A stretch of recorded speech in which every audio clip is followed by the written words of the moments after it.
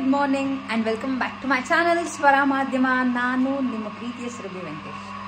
ಇವತ್ತು ಬೆಳಗ್ಗಿಂದ ಮೇನ್ ಕೆಲಸ ಆಗಿರೋದೆ, ಮನೆಯಲ್ಲಿ ಕಡಲೆಕಾಯಿ ಎಣ್ಣೆ ಮುಗ್ದೋಗಿತ್ತು.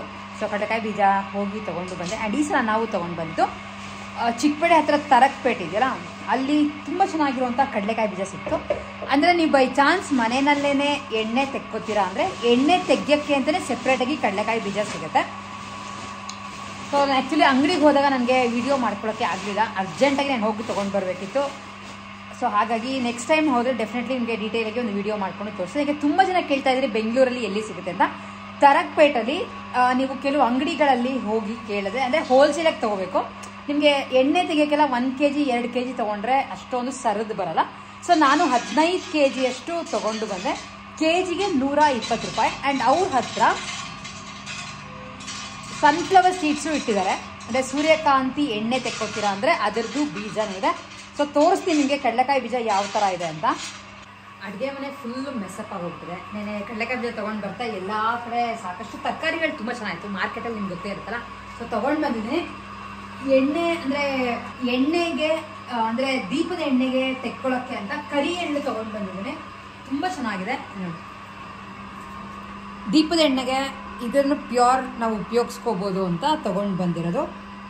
ಇದು 5 kg ತೊಗೊಂಡು ಬಂದಿದ್ದೀನಿ ಅಷ್ಟೇ, ಯಾಕೆಂದರೆ ನಮಗೆ ದೀಪ ಹಚ್ಚೋಕ್ಕೆ ಅಷ್ಟು ಸಾಕಾಗುತ್ತೆ ಎಣ್ಣೆ. ಅದ್ರ ಜೊತೆ ನಿಮಗೆ ಹೇಳ್ದಂಗೆ 15 kg ಕಡಲೆಕಾಯಿ ಬೀಜ ತೊಗೊಂಡು ಬಂದಿರೋದು. ಆಮೇಲೆ ನೀವು ಕಡಲೆಕಾಯಿ ಬೀಜನ ಅಬ್ಸರ್ವ್ ಮಾಡಿದ್ರೆ ಚೆನ್ನಾಗಿ ಒಣಗಿದೆ.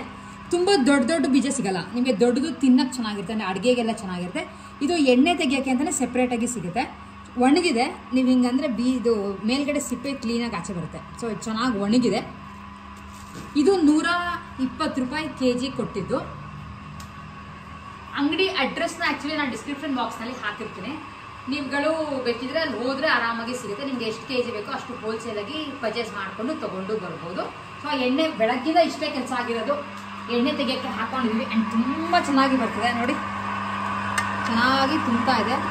ಈ ಸಲ ನಮಗೆ ಎಣ್ಣೆ ಜಾಸ್ತಿ ಬರುತ್ತೆ ಅಂತ ಅನ್ನಿಸ್ತಾ ಇದೆ.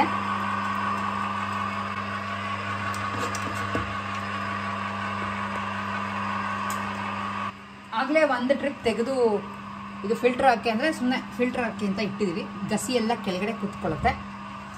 ಆಲ್ಮೋಸ್ಟ್ ಈ ಸಲ 15 kg ಫುಲ್ಲು ತೆಕ್ಕೊಂಡ್ರೆ ನಮ್ಗೆ ಅನ್ಸೋ ಪ್ರಕಾರ 8 ರಿಂದ 9 kg ಮೇಲೆ ಎಣ್ಣೆ ಸಿಗುತ್ತೆ. ಬೀಜ ಸಣ್ಣದಾದರೂ ತುಂಬ ಚೆನ್ನಾಗಿ ಬರ್ತದೆ ಎಣ್ಣೆ. ಸೊ ಅಡ್ರೆಸ್ನ ಹಾಕಿರ್ತೀನಿ. ಬೈ ಚಾನ್ಸ್ ನಿಮ್ಗಳಿಗೆ ಬೇಕಿದ್ರೆ ನೀವು ಅಲ್ಲಿ ಹೋಗಿ ಪರ್ಚೇಸ್ ಮಾಡಿಕೊಂಡು ತೊಗೊಂಡು ಬರ್ಬೋದು. ಇನ್ನೂ ಅಡುಗೆ ಕೂಡ ಮಾಡಿಲ್ಲ ಬೆಳಗ್ಗಿಂದ, ಅಂದರೆ ಸುಮಾರು ಹೊತ್ತು ಹಿಡಿಯುತ್ತಿದ್ದು. ಏಕೆಂದರೆ ಅದು ಬಂದಿರೋ ಅಂಥ ಕಸನ ತೆಗೆದು ಒಂದು ಕಡೆ ಹಾಕಬೇಕು. ಸೊ ತುಂಬ ಈಸಿ ಅನ್ನೋಂಗೇನಿಲ್ಲ, ಬಟ್ ಬೇಕಾಗುತ್ತಲ್ಲ. ಒಂದ್ಸಲ ತೆಗೆದಿಟ್ಕೊಂಡ್ಬಿಟ್ರೆ ನಾರ್ಮಲಾಗಿ ಇನ್ನೊಂದು ತಿಂಗಳು 2 ತಿಂಗಳು ಯೋಚನೆ ಇರಲ್ಲ. ಸೊ ಹಾಗಾಗಿ ಅಡುಗೆ ಏನೂ ಮಾಡಿಲ್ಲ. ಆ್ಯಂಡ್ ನನ್ನ ಫ್ರೆಂಡ್ ಪಡ್ಡು ಮಾಡಿ ಕಳಿಸಿದ್ದು. ಸೊ ನನ್ನ ಫ್ರೆಂಡ್ ನನಗೆ ಪಡ್ಡು ಮಾಡಿ ಕಳಿಸಿದ್ರು. ಸಖತ್ ಟೇಸ್ಟಿಯಾಗಿದೆ. ಈರುಳ್ಳಿ, ಸಬ್ಬಸಿಗೆ ಸೊಪ್ಪು, ಮೆಣಸಿನ್ಕಾಯಿ, ಒಗ್ಗರಣೆ ಎಲ್ಲ ಹಾಕಿ ಈ ಜೊತೆ ಪಡ್ಡು ಆ್ಯಂಡ್ ಚಟ್ನಿ ಎರಡೂ ಕಳಿಸಿದ್ದಾರೆ. ಸೊ ಹಾಗಾಗಿ ನಾನೇನು ಇವತ್ತು ಅಡುಗೆ ಮಾಡ್ಕೋತಿಲ್ಲ, ಸದ್ಯಕ್ಕೆ ಇದನ್ನು ತಿಂತಾ ಇದ್ದೀನಿ. ಈ ಕೆಲಸ ಮುಗಿಸ್ಕೊಂಡು ಕಡಲೆಕಾಯಿ ಪರಿಷೆಗೆ ಹೋಗೋಣ ಅಂತ ಆ್ಯಕ್ಚುಲಿ ಅಂದ್ಕೊಂಡಿರೋದು. ಬಟ್ ತುಂಬ ಅಂದರೆ ಹೆವಿ ರಶ್ ಇರುತ್ತೆ. ಹೋಗಿ ಬರೋಣ ಅಂತ ಅಂದ್ಕೊಂಡು ಪ್ರತಿ ವರ್ಷವೂ ಮಿಸ್ ಮಾಡದಂಗೆ ಹೋಗಿ ಬರ್ತೀವಿ. ಅಂದರೆ ಅಲ್ಲಿ ದೇವ್ರ ದರ್ಶನ, ಅಂದರೆ ಗಣೇಶನ ನೋಡ್ಕೊಂಡು ಬರೋಕ್ಕೆ ಎಲ್ಲ ಆಗಲ್ಲ, ಹೆವಿಯಾಗಿರುತ್ತೆ ಕ್ರೌಡು. ಬಟ್ ಎನಿವೇಸ್ ಹೋಗಿ ನೋಡ್ಕೊಂಡು ಬರೋಣ ಅಂತ ಅನ್ಕೋತಾ ಇದ್ದೀನಿ. ಹೋದರೆ ನಿಮ್ಗಳಿಗೂ ಡೆಫಿನೆಟ್ಲಿ ತೋರಿಸ್ತೀನಿ. ಬಟ್ ಡೀಟೇಲ್ ವಿಡಿಯೋ ಮಾಡೋದು ತುಂಬ ಕಷ್ಟ ಇರುತ್ತೆ. ಯಾಕೆಂದರೆ ಅಲ್ಲಿ ನಾನು ಫೋನ್ ಆಗಿರ್ಬೋದು, ಕ್ಯಾಮ್ರಾ ಆಗಿರ್ಬೋದು, ಇದೆಲ್ಲ ಇಟ್ಕೊಂಡು ವಿಡಿಯೋ ಮಾಡೋದು ಕಷ್ಟ ಆಗುತ್ತೆ. ಎನಿವೇಸ್ ನೋಡೋಣ, ಎಲ್ಲಿ ಹೋದರೆ ಎಷ್ಟು ಕಾಣಿಸ್ತೋ ಅಷ್ಟು ವಿಡಿಯೋ ಮಾಡಿಕೊಂಡು ನಿಮ್ಗಳಿಗೂ ತೋರಿಸ್ತೀನಿ. ಕಾರ್ತಿಕ ಮಾಸದ ಕಡೆ ಸೋಮವಾರ ಈ ಕಡಲೆಕಾಯಿ ಪರಿಷೆ ನಡೆಯುತ್ತೆ ಬಸವನಗುಡಿನಲ್ಲಿ. ಸೊ ರಾಮಕೃಷ್ಣ ಆಶ್ರಮದ ಮಠದಿಂದ ಹಿಡಿದು ಫುಲ್ ಉದ್ದಕ್ಕೂ ಹಾಕಿರ್ತಾರೆ, ಅಂದರೆ ಕ್ಲೋಸ್ ಮಾಡಿರ್ತಾರೆ. ಟ್ರಾಫಿಕ್ ತುಂಬಾ ಇರುತ್ತೆ. ಆಮೇಲೆ ನಿಮಗೆ ಈಸಿಯಾಗಿ ಪಾರ್ಕಿಂಗ್ ಸಿಕ್ಕಲ್ಲ. 2 ವೀಲರ್ ಆದರೂ ಅಟ್ಲೀಸ್ಟ್ ಟ್ರೈ ಮಾಡಿ ಅಲ್ಲಿ ಇಲ್ಲಿ ತೂರಿಸ್ಕೊಂಡು ಹಾಕೋಬೋದು. ಬಟ್ ಕಾರ್ ಪಾರ್ಕಿಂಗ್ ಮಾತ್ರ ತುಂಬಾ ಕಷ್ಟ ಇರುತ್ತೆ. ಸೊ ಹಾಗಾಗಿ ನಾವು ಕಾರಲ್ಲಿ ಹೋಗಲ್ಲ, ಹೋಗ್ತಾ ಬರ್ತಾ ಆರಾಮಾಗಿ ಓಲಾಲಿ ಅಥವಾ ಮೆಟ್ರೋಲ್ ಹೋಗ್ಬೋದು ಅಂತ ಪ್ಲ್ಯಾನ್ ಮಾಡ್ಕೊಂಡ್ವಿ. ಇಲ್ಲಿ ಸುಮಾರು ಬೇರೆ ಬೇರೆ ಕಡೆಯಿಂದ ಬಂದು ಕಡಲೆಕಾಯಿನ ಮಾರ್ತಾರೆ. ಅಂದರೆ ಫಸ್ಟು ಆ ಕಡಲೆಕಾಯಿನ ಗಣೇಶನಿಗೆ ಅಭಿಷೇಕ ಮಾಡಿ ಆಮೇಲೆ ಶುರುವಾಗುತ್ತೆ. ಅದು ಕಾರ್ತಿಕ ಕಡೆ ಸೋಮವಾರದಿಂದ ಶುರುವಾಗಿ ಒಂದು 3-4 ದಿನ ಇಟ್ಕೊಂಡಿರ್ತಾರೆ.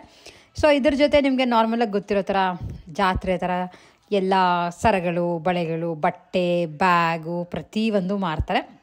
ಬಟ್ ಚೆನ್ನಾಗಿರುತ್ತೆ. ಆದರೆ ತುಂಬ ಪರ್ಚೇಸ್ ಮಾಡ್ತೀವಿ ಅಂತ ಇರೋರಿಗೆ ಅಷ್ಟೊಂದು ಏನೂ ಇರಲ್ಲ. ಸೊ ಎನಿವೇಸ್ ನಿಮ್ಗಳಿಗೂ ತೋರಿಸ್ತಾ ಇದ್ದೀನಿ. ಏನೋ ಒಂದು ನಮ್ಮ ಕಡೆ ಮಾಡೋ ಅಂಥ ಇದು ಜಾತ್ರೆ ಚೆನ್ನಾಗಿರುತ್ತಲ್ಲ ಓಕೆ. ಸೊ ಹಾಗಾಗಿ ನಾವು ಕೂಡ ಹೋಗಿ ಬಂದ್ವಿ. ಆಮೇಲೆ ಇದೆಲ್ಲ ನೋಡೋಕೆ ಏನೋ ಒಂಥರ ನಾವೇನು ಪರ್ಚೇಸ್ ಮಾಡದೇ ಇದ್ರೂ ನೋಡೋಕ್ಕೆ ಇವೆಲ್ಲ ತುಂಬ ಚೆನ್ನಾಗಿರುತ್ತೆ, ಕಲರ್ಫುಲ್ಲಾಗಿ ಇರುತ್ತೆ. ಆ್ಯಂಡ್ ಸಾಕಷ್ಟು ಜನ ಇದ್ದರು. ದೇವಸ್ಥಾನದ ಹತ್ರ ಅಂತೂ ಕಾಲಿಡೋಕ್ಕೂ ಜಾಗ ಇರಲಿಲ್ಲ. ಆ್ಯಂಡ್ ಲೈಟಿಂಗ್ ಎಲ್ಲ ತುಂಬ ಚೆನ್ನಾಗಿ ಮಾಡಿದರು. ಸೊ ನಿಮ್ಗಳಿಗೂ ತೋರಿಸಿದ್ದೀನಿ. ಹೋಪ್ ತುಂಬ ಜನ ಹೋಗಿದ್ದೀರಾ ಅಂತ ಅನ್ಕೋತೀರಿ. ನೀವುಗಳು ಹೋಗಿದ್ರೆ ನನಗೆ ಕಾಮೆಂಟ್ ಮಾಡಿ ತಿಳಿಸಿ. ನೀವು ಅಲ್ಲಿ ಹೋಗಿ ಏನೇನು ಪರ್ಚೇಸ್ ಮಾಡಿದ್ರಿ ಅಥವಾ ಚೆನ್ನಾಗಿತ್ತಾ, ಹೇಗೆ ಇಷ್ಟ ಆಯಿತು ಅಂತ ಕಾಮೆಂಟ್ ಮಾಡಿ ತಿಳಿಸೋದನ್ನು ಮಿಸ್ ಮಾಡಬೇಡಿ. ನಿಮ್ಗಳಿಗೂ ತೋರಿಸ್ದೆ. ಆ್ಯಕ್ಚುಲಿ ಕಡಲೆಕಾಯಿ ಪರ್ಷೆಗೆ ಹೋಗಿ ಬಂದಿದ್ದು ತುಂಬ ಹೆವಿ ರಶ್ ಇತ್ತು. ಬಟ್ ಎನಿವೇಸ್ ಚೆನ್ನಾಗಿತ್ತು. ಪ್ರತಿ ವರ್ಷ ಹೋಗ್ತೀವಲ್ಲ ಒಂಥರ ಚೆನ್ನಾಗಿರುತ್ತೆ ಹೋಗೋಕ್ಕೆ ಅಂತ ನಾವು ಮುಗಿಸ್ಕೊಂಡು ಬಂದ್ವಿ. ಅಂಥದ್ದೇನು ಶಾಪಿಂಗ್ ಎಲ್ಲ ಏನೂ ಮಾಡಲಿಲ್ಲ. ಅಲ್ಲಿ ನೋಡ್ಕೊಂಡು ಬರೋಷ್ಟ್ರಿಗೆ ಸಾಕಾಯಿತು. ಬಟ್ ಬೇರೆ ಏನೇನು ಶಾಪಿಂಗ್ ನಾರ್ಮಲಾಗಿ ಎಲ್ಲ ಕಡೆ ಎಷ್ಟು ಇಟ್ಕೊಂಡಿರ್ತಾರೋ ಅದೇ ಇಟ್ಕೊಂಡಿರೋ. ಬಟ್ ಅಷ್ಟರೊಳಗೆ ಲೋಕಲಲ್ಲಿ ಶಾಪಿಂಗ್ ಮಾಡಿರೋದು ಅಂದರೆ ಇದೊಂದು ಇಯರಿಂಗ್ಸ್ನ ತೊಗೊಂಡೆ. ಚೆನ್ನಾಗಿದೆ. ಪರ್ಲ್ ಎಷ್ಟೇ ಇದ್ದರೂ ಇಯರಿಂಗ್ಸ್ಗಳು ಒಂಥರ ಇಷ್ಟ ಆಗುತ್ತೆ ಅಂತ ತೊಗೊಂಡು ಬಂದೆ. ಇದು ಒಂದು ಪರ್ಲ್ ಇಯರಿಂಗ್ ಚೆನ್ನಾಗಿ ಕಾಣ್ತಿದೆ, ಕಿವಿ ಫುಲ್ ತುಂಬ್ದಂಗಿರುತ್ತೆ ಅಂತ ಇದು ಒಂದು. ಹಾಗೆ ಇನ್ನೊಂದು ಈ ಥರದೊಂದು ಪರ್ಲ್ ಇಯರಿಂಗ್ಸ್, 2 ಪರ್ಲ್ 50 ರೂಪೀಸ್ ಅಷ್ಟೇ. ಆಶ್ಚರ್ಯ ಆಗುತ್ತೆ. ಎಷ್ಟೊಂದು ಇಯರಿಂಗ್ಸ್ 10 ರೂಪೀಸ್ 20ಗೆಲ್ಲ ಇಟ್ಟಿದ್ರು. ಚೆನ್ನಾಗಿತ್ತು. ಬಟ್ ಹೆವಿ ರಶ್ ಇದೆ, ನಾನೆಲ್ಲ ಪರ್ಚೇಸ್ ಮಾಡೋಕ್ಕೆ ಹೋಗಲ್ಲ. ಇವೆರಡೇ ಪರ್ಚೇಸ್ ಮಾಡ್ಕೊಂಬಂದಿದ್ದು. ಹಾಗೆ ಎರಡೇ ಲೈಕ್ ಬೆಡ್ ಲೈಟ್ ಥರ ಬರ್ತಾರ, ಅದನ್ನು ತೊಗೊಂಬಂದೆ. ಈ ಥರದ್ದು ಒಂದು ತೊಗೊಂಡು ಬಂದೆ. ಚೆನ್ನಾಗಿದೆ ಡಿಸೈನ್, ಸ್ವಲ್ಪ ಲೂಸ್ ಕಾಂಟ್ಯಾಕ್ಟ್, ಬಟ್ ಚೆನ್ನಾಗಿದೆ. ಇದೊಂದು ತೊಗೊಂಡು ಬಂದೆ. ಸೊ ಇಷ್ಟು ನಮ್ಮ ಇವತ್ತಿನ ವಿಡಿಯೋ ಆಗಿತ್ತು. ಬೆಳಗ್ಗೆ ಎಲ್ಲ ಕೆಲಸ ಮುಗಿಸ್ಕೊಂಡು ಹೋಗಿ ಬಂದು ಸಖತ್ ಸ್ಟ್ರೈನಾಗಿ ಹೋಗಿದೆ. ಇನ್ನು ಮಲ್ಕೊಳ್ಳೋದಷ್ಟೇ.